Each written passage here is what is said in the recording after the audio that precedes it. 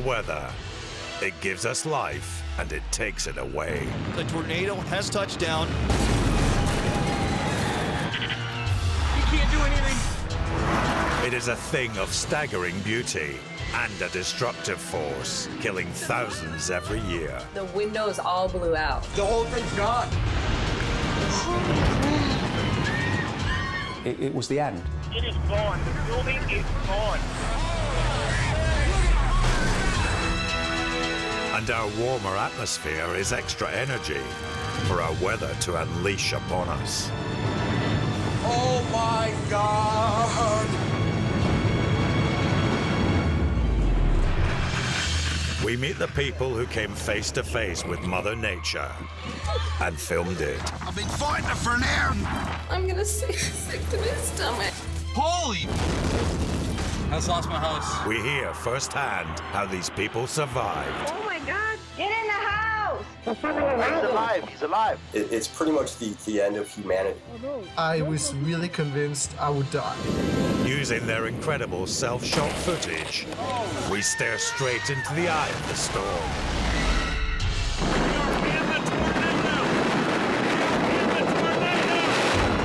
And witness up close the sheer force of nature. Oh my God! Look at that! Oh! Everybody take cover! Now!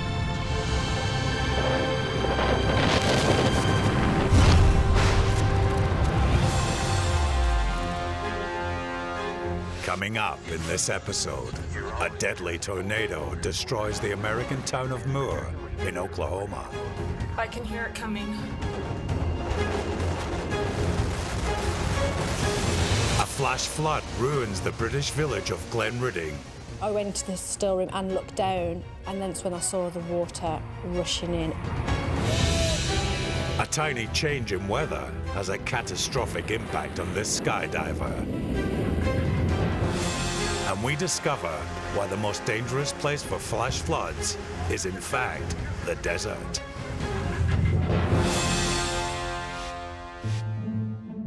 Moore is on the edge of Oklahoma City in the middle of Tornado Alley. This terrifying 1,000-mile corridor running up Midwest America gets over 1,000 tornadoes most years. They're usually too small or too remote to worry about, but not this one. This is an extremely dangerous and life-threatening situation. If you cannot get underground, go to a storm shelter. At 2:45 p.m., May 20th, 2013, a motorist caught the terrifying birth of this EF5 tornado, the biggest there is. It was just 4 blocks away and heading straight for Briarwood Elementary, where teacher Preston Dromberger has a class of 8-year-olds with nowhere to hide. It was just about time for the bell to ring to release the students and everybody goes home. Our principal came over the intercom and made an announcement, and she just told us that there's a storm rolling in. She didn't mention a tornado, but she said there's a storm coming. The first people were already in its shadow, trying to predict its path. Joshua Stacy was on leave from a military tour in Afghanistan. He climbed on his roof to get a better view. Yeah, this was a bad idea. This was a supercell storm stretching 1,000 miles and capable of delivering more power than an atomic bomb. This is a tornado emergency for Moore in South Oklahoma City.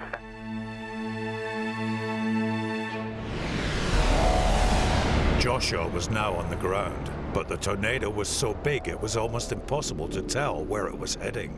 Oh, come on, miss us. Oh, it's coming right down. Oh, my goodness. I gotta save my truck.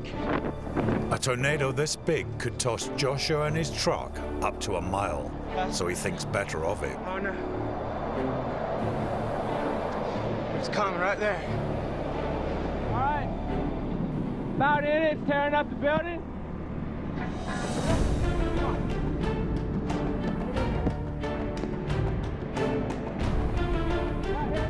The eye of the storm was 1,000 feet away, but still powerful enough to rip his neighbor's roof off. Well, there goes something. The tornado swung north, avoiding Joshua by heading straight towards Deanna Schofield, alone and terrified in a storm shelter. I'm scared to death. I have never felt my heart race this fast. I can't even breathe. Oh, I may die from a heart attack before I die of a tornado. And it's dark. Oh God, it's dark. The path of devastation was now 1 mile wide, and Briarwood Elementary was next in line. Our principal, Miss Knowles, came over the intercom one last time, and she said, "We have run out of time. It's here. Take cover." As soon as she said that, the electricity popped off.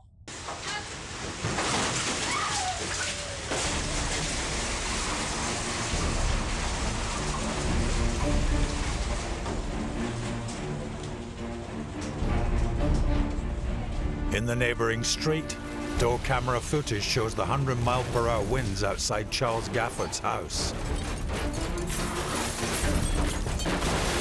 They were fast enough to rip off the fittings and suck the windows out of their homes. Charles himself was hiding in an underground shelter in his garage. You know, you realize that these things of dust that you thought, were dust are, 2x4s and all that debris.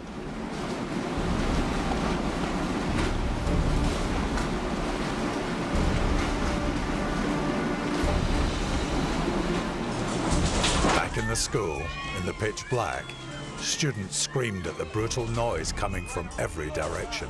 It creates this deep rumble. This rumbling sound just keeps coming over and over, and it resonates through the ground. That people describe it like train tracks, just and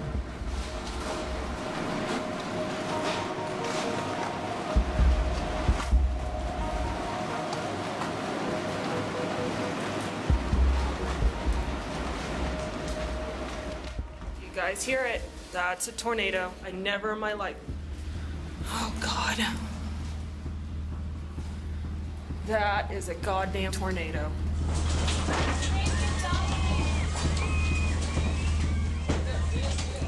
It was extremely tense, a very scary. It was loud enough that we thought the ceiling was gonna come in on us. The tornado took a terrifying 3 minutes to tear through the neighborhood. Everyone was at the mercy of the storm, and no one could tell how close they were to it, or how bad it was going to get. Oh God, please pass, please pass. Please pass, please pass. Please pass. it all happened pretty quickly. It seems like a dream at this point.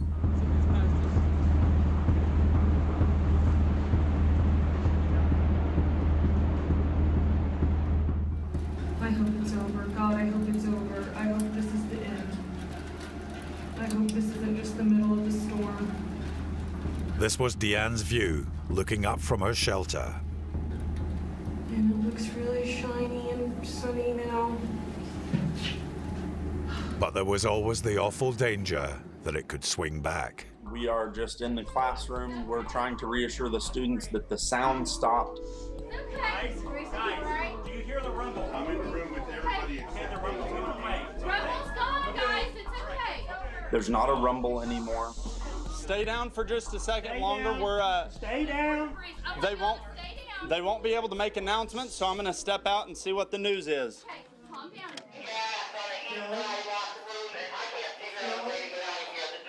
Oh my God. I saw the gym for the first time, and it was destroyed. It was totally destroyed. That's when I realized that, okay, we're not all okay.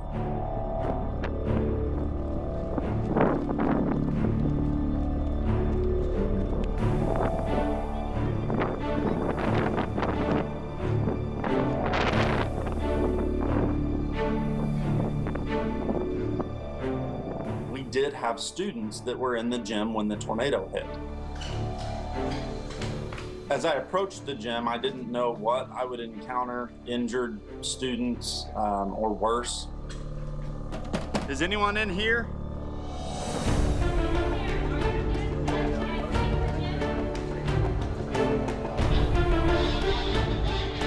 They're going out the back door, guys. We're safe. If you guys Okay. come inside. Okay. And we looked for just a little bit, and then a call came over the radio that the students actually weren't in that area of the destroyed gym, but they were in the locker room area. The PE teacher, Miss Taryn, actually moved the students in the gym. They were in a certain area. It's over. And she decided at some point, let's move to this locker area instead. Are there more kids back here? There was. Did they come out the other side? They must have.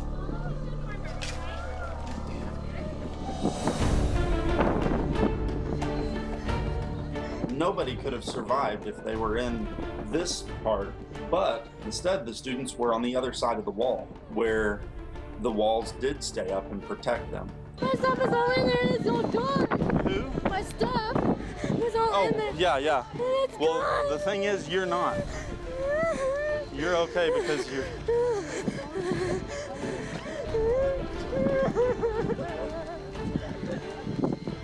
This field is gone.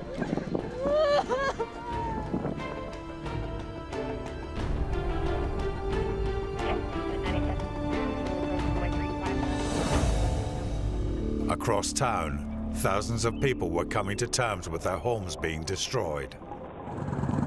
That used to be the house I grew up in. Ben Martin grew up on Plaza Towers, a suburb that was completely flattened. That was the 7-Eleven. My school was the luckiest of the three. There were actually two other schools that were hit by this tornado. One of those schools had students who died during this tornado, and the school was completely destroyed. 7 children were killed at Plaza Towers Elementary School, and 24 people were killed in the town. But almost everyone in Moore was affected by the devastation. I don't get it. You know, it's not like somebody's attacking you. It's nature, but it feels personal.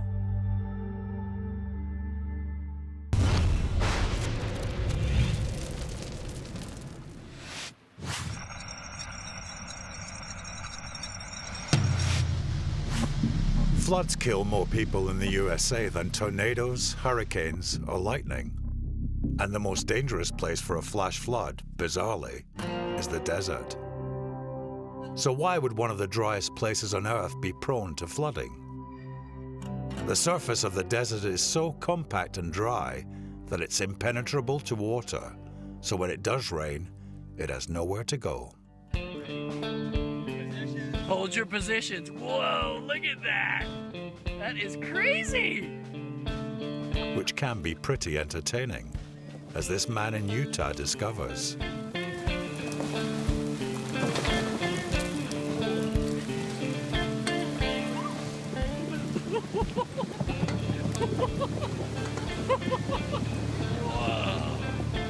The original rain fell miles away and is taking with it everything in its path.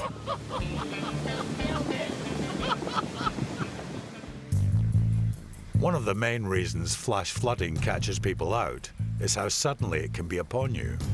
This tranquil Australian countryside scene is transformed in an instant. The swollen river rips down everything in its path and forces our camera person to back away before she joins the deluge. From tiny beginnings grow mighty torrents. In Nevada, it hardly ever rains, but when it does, it pours in raging rivers. It's flooding down the middle of the highway, down the median, under the bridge, and over this way.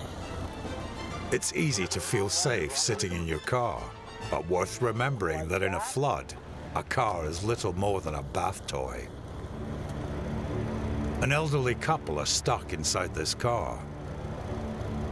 Margie Miller opens the door, but she is sucked out. Then a bystander tries to save them, but it goes disastrously wrong.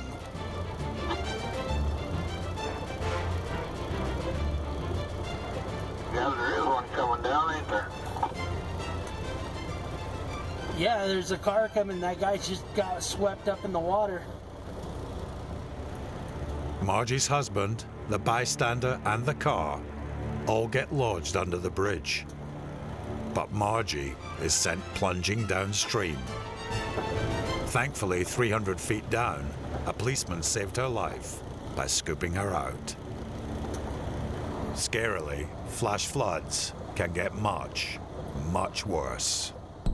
The Atacama Desert in Chile is the driest place on Earth, usually. And in some parts it doesn't rain for decades at a time. But on the 26th of March 2015, it rained 50 millimeters in 24 hours. That's actually an average storm in many parts of the world. But here in the desert, this was 7 years of rain in a single day. And the rock-hard ground just could not absorb it. The thundering flood washed away entire villages. 27,000 houses were destroyed, and 127 people were declared dead or missing. Oh my God. This downpour on Utah's hard ground shows the beginning of a flash flood, shooting soil and rocks onto the road. Oh my God. As the storm intensifies, the force of the water tears the rocky gorge to shreds. Holy. There's rocks falling off this place. In just 15 minutes, the rain-fueled landslide closed this freeway. Miraculously, no one was injured. But even experienced hikers can get caught out. Elsewhere in Utah, this dad and his two sons were literally up a creek without a paddle. In a flash flood, the last place you want to be is in a desert ravine with your kids.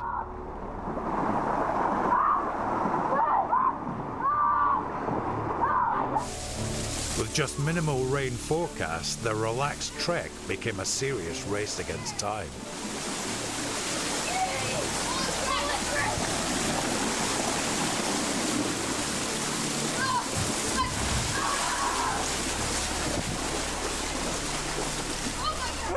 On this occasion, they were lucky, but they admitted their next trek will be on higher ground.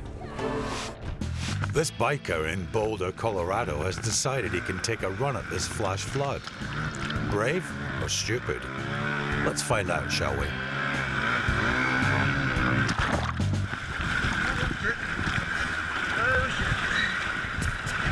He was incredibly lucky he didn't come a cropper as well, and that the only injury he suffered was to his ego. And there goes my motorcycle. If you think heat is the biggest danger in a desert, just ask Michael Henau, who took 2 days to find his bike.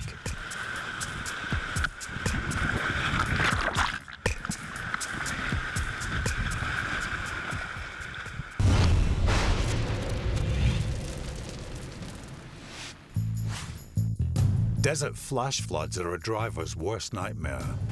50% of Americans who die in flash floods die in their cars. Electrician Kerry Packer was trying to get home after a huge downpour near Austin, Texas. The road was difficult to see. I was driving like this, and all of a sudden, I was in a moving river of flash flood water. So it's flooding here.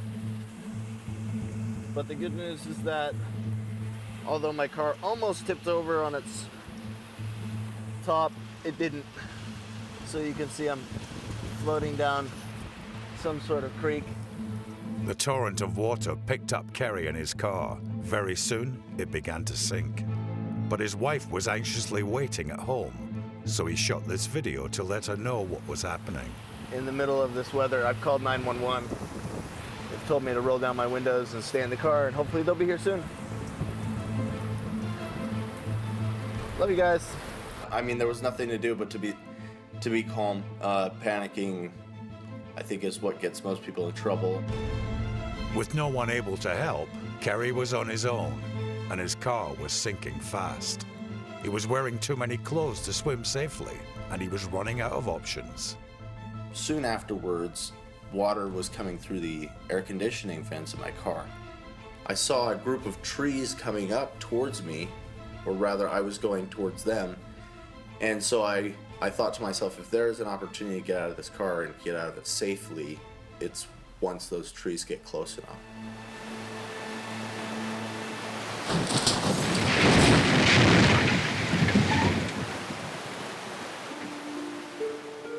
So as you can see, I'm up in a tree because my car, which is no longer visible under the water, was swept into Reinhard Creek, and I was very, very blessed that it didn't flip over because it almost did. And as it was sinking, I grabbed onto this tree and climbed up about 20 feet up right now. And everything around me is water, as you can see. It's normally dry ground around here. There's about 6 feet of water. I ended up being in the tree for a total of almost 5 hours. So it took quite a while for emergency services to get to me. It was kind of funny because some people ask, wow, 5 hours, you were in that tree for a long time, didn't you get bored? And I said, you know what, I was on the phone pretty much the entire time because my wife was calling me, my sister was calling me. 2 weeks later, I went back to find my car in the woods, so I hiked in about 1.5 miles. And right after where my car sunk was a drop off into the creek bed, and the water there was about 35 feet deep. That is when I realized if I would have stayed in that car any longer, I definitely would have been dead.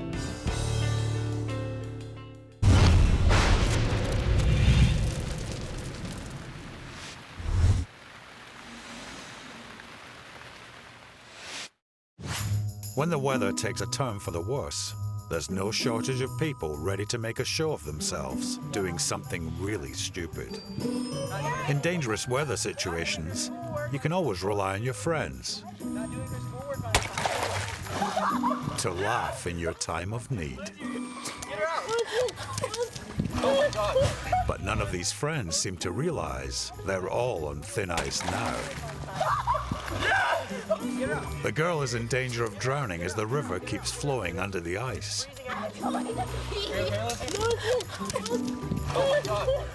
I think we should stop. Eventually, one of the boys stops this accident from becoming more serious. But knowing that the girl's okay. I got it on film! Yeah, it's pretty funny. I got that on film! When getting snowed in is a real possibility, keeping the only shovel you have outside the house probably wasn't the best idea. What? Okay, I'm stuck. See, I knew it. I'm stuck. I knew it, look. Can't get up. You better cry, look at the snow. I'm stuck, Mother. This guy's hapless efforts are only making things worse. Hold on to the post. Oh, jumping Jesus, tonight, look what he got done. I'm stuck. I'm stuck. I'm stuck. What this situation calls for is a bit of calm and forward planning. Oh, jumping Jesus. Mom, I'm stuck. I can't move.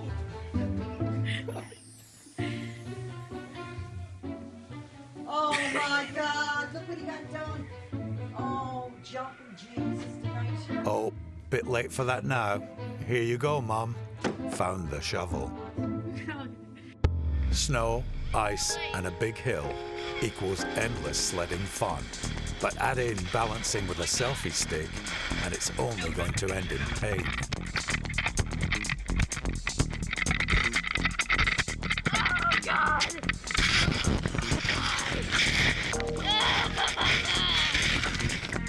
At least he keeps laughing in the face of adversity.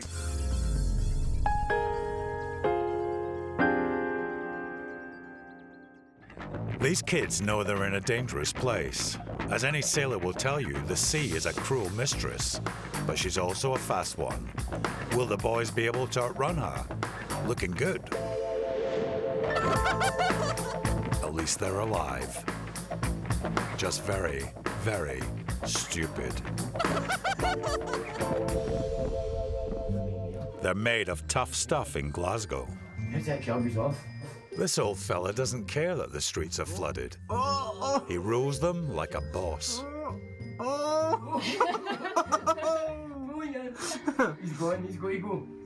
Okay, fun's over, lads.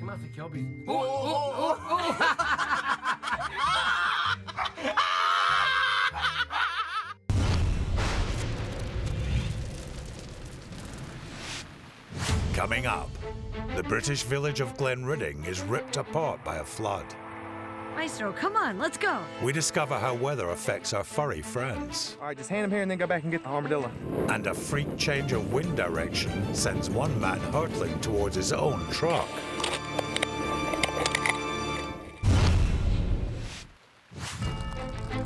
In Britain, it famously rains a lot. But in December 2015, it became a national crisis. Oh my God! The hardest hit county was Cumbria, where 45,000 homes were affected. And the hardest hit village in Cumbria was Glenridding. The managers of the Glenridding Hotel had to watch their business get destroyed. We were at the mercy of the weather. We had lost control. And shop owner Alan Brown saw his retirement hopes washed away. It's a change of life thing, especially at my time of life, at my age.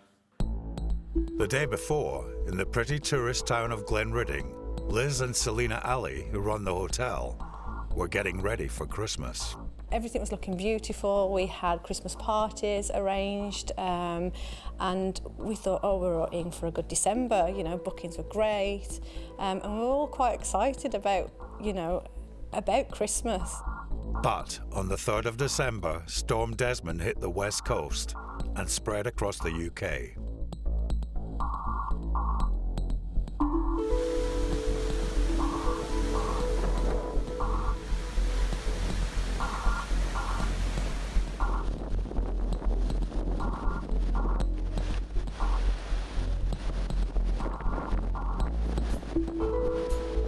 We gauge, obviously, the severity of the weather by the Glenridding beck. So we looked at the beck and said, obviously, it's coming up quite quickly, quite rapidly. We were actually talking about, obviously, Storm Desmond, and we were saying, I wonder if it's going to be a bad one. The BBC warned us about this storm approaching from the Atlantic, and they got it dead right. But much worse was to come. In the hills above Glenridding, the deluge triggered a mudslide filmed by a fell runner. Oh my God! Unbelievable! It was heading straight for the village. The water just changed colour, and you could start to hear rumbles of the bricks and the big rocks, the boulders that were coming down. Because we are below the water level, so we have to do, obviously, all we could to prevent the unpreventable that it turned out to be. At 5 p.m, the hotel had 20 guests to feed for evening service. We kept the guests safe, and we put all the provisions in place for them. And then we went down. We looked down, didn't we? We looked just down. It was the first time I went to the still room and looked down, and then it's when I saw the water rushing in.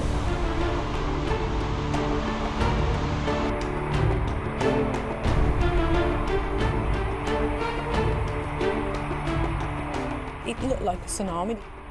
We opened the door, so it was, as fast as it was coming in, it was going out. It found its course through the building and out, just taking everything with it that was down there.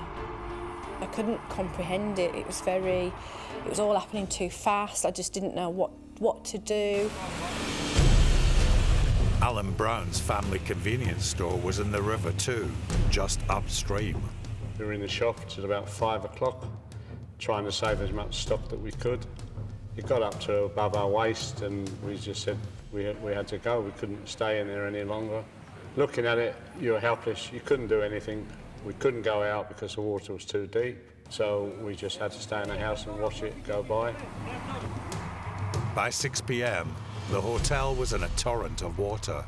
Our escape routes became futile because we couldn't escape. We couldn't get out front, we couldn't get out to the back of the building, and we had 30 people, including the staff.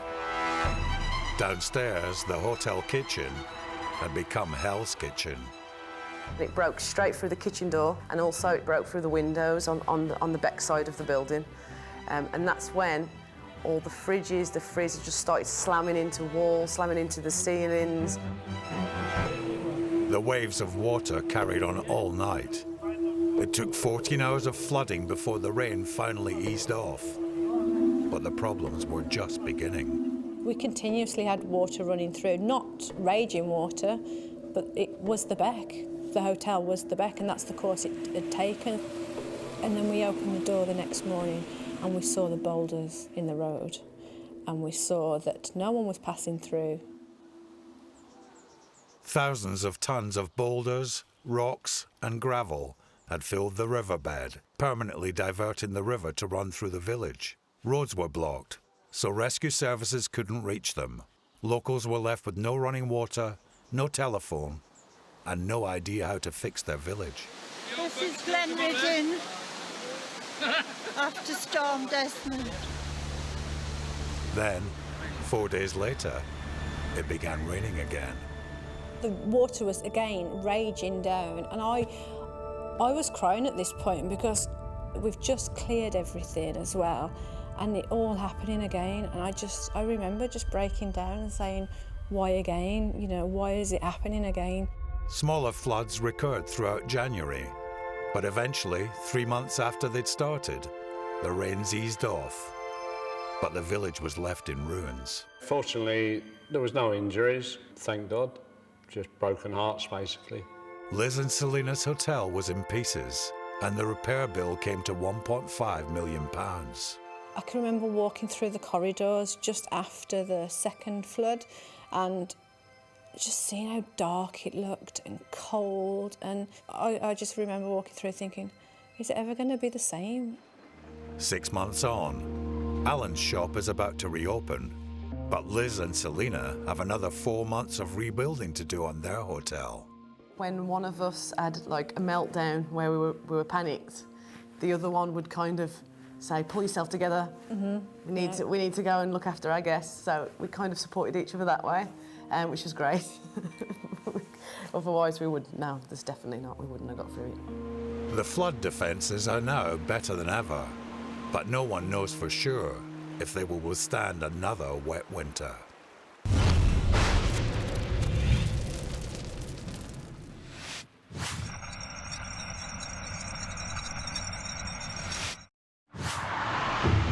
We all know the power of water can shape our landscape, but it's rare to see it in action. Here we can see how rivers of ice and shifting glaciers might have shaped our planet during the Ice Age. Oh, wow. This is freaking amazing. This strange phenomenon is caused by an ice dam thawing upstream, which released a surge of water and ice, slow moving but strong enough to take everything in its path. That's a tree! That's a freaking tree! It's a whole entire tree!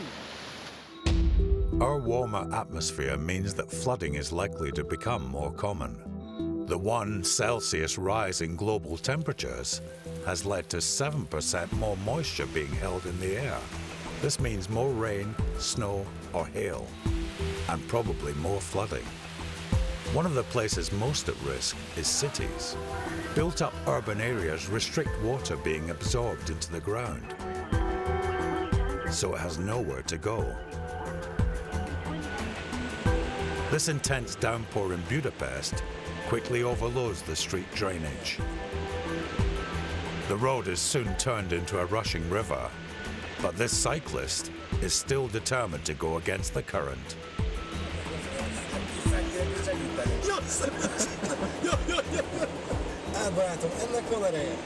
With predictable consequences. Chissà ki segíteni. Persze a pipa lábai vannak, mint az enyém, én nem megyek azzal oda segíteni. Even moderate rainfall can swiftly create flowing urban rivers. Unlike everyone else in this Montreal street, this young lady naively underestimates the downhill deluge and is swept off her feet by the power of the flooding water.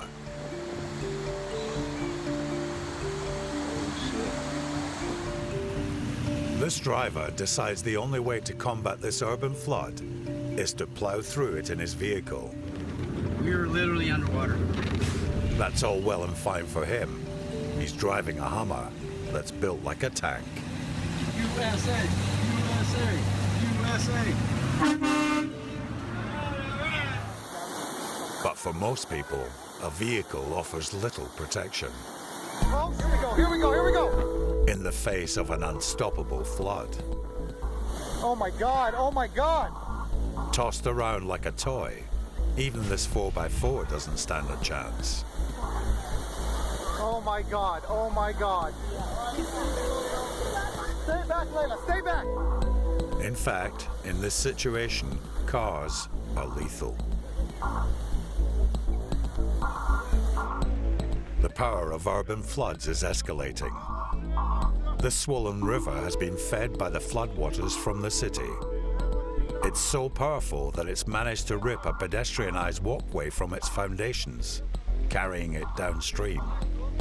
This unstoppable force seemingly meets an immovable object.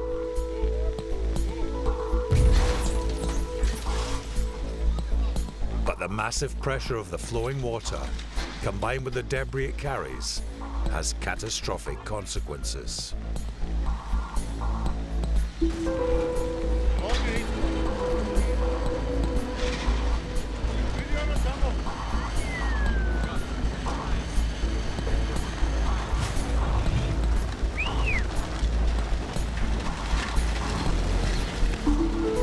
Even steel and tarmac are no match for the sheer strength of the surge.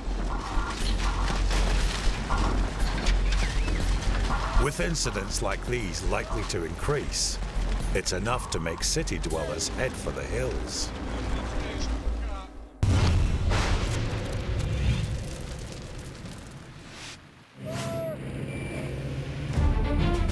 In April 2011, skydiving veteran of over 300 jumps, Tommy Ferguson, was doing what he enjoys most.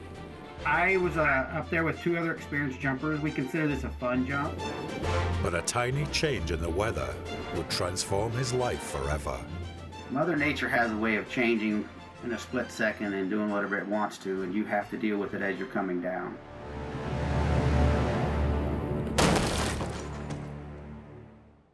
I started skydiving in 2006. I'm an instructor as well myself. I've taught lots of different students, probably in the thousands. One thing Tommy's years of experience had taught him was that the elements always have the capacity to catch you out. When you're skydiving, you got to realize when you leave the aircraft, the weather may be one way, and then by the time you get down closer to the ground, it may have turned totally the opposite direction. It just doesn't matter how many jumps you have. Eventually you're going to have something happen that you may not be able to deal with as much as you want to. What changed so dramatically on this seemingly fine Colorado spring day?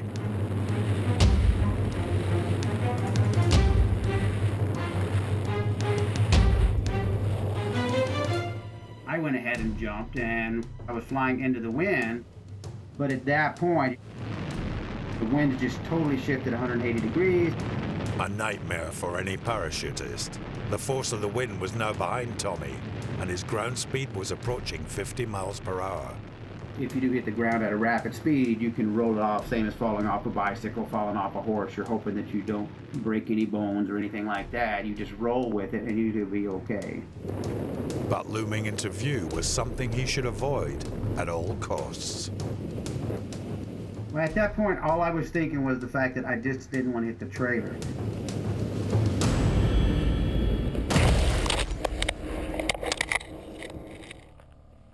With Tommy crumpled and motionless, his friends nearby feared for the worst. I just saw my friend Tommy die. That's how he described it. But then actually you can hear the gurgling where actually I start breathing in, trying to breathe in.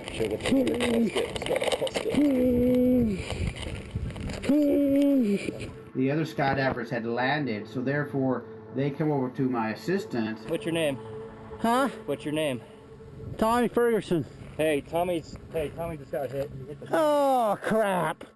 After I hit the trailer and was knocked unconscious, I don't remember any of the rest of it. So I'm kind of like you all. I watch this video and go, hey, why didn't that guy miss that trailer? Maybe I got a little bit too fixated on the object I was trying to avoid. And at the same time, I went ahead and hit it. I just hit it with my left shoulder. Miraculously, Tommy had survived the impact, but it was clear he needed urgent medical attention. It doesn't move at all. God dang it. Yeah, my hand's not moving at all. I broke 8 bones in that situation. I broke 3 in my foot, I broke my rib, I broke my wrist, I broke my clavicle, my scapula. All the nerves were yanked out of my spinal cord, which runs my left arm, my left shoulder, my hand were yanked out of my spinal cord. When I was in the hospital, they had finally, decided, hey, your arm is not coming back, there's just too much damage to the nerves. Despite hearing this devastating news, Tommy had only one thing on his mind. And I just looked at them and said, yep, I'm going to go skydiving with 1 arm instead of 2. That's how I looked at them. And they were like, what? And I said, that's what I'm going to do. Tommy's accident has given him a new lease of life, and he's determined to not let his disability hold him back. After a few months of training, and against all the odds, Tommy achieved his goal of returning to skydiving. Your life doesn't stop. It just changes, and you adapt and still live your life to its fullest. Just because you have something happen to you in your life, or a tragedy or an accident or incident, that's not really what defines you, it's what you do thereafter. I did! Sure. All right!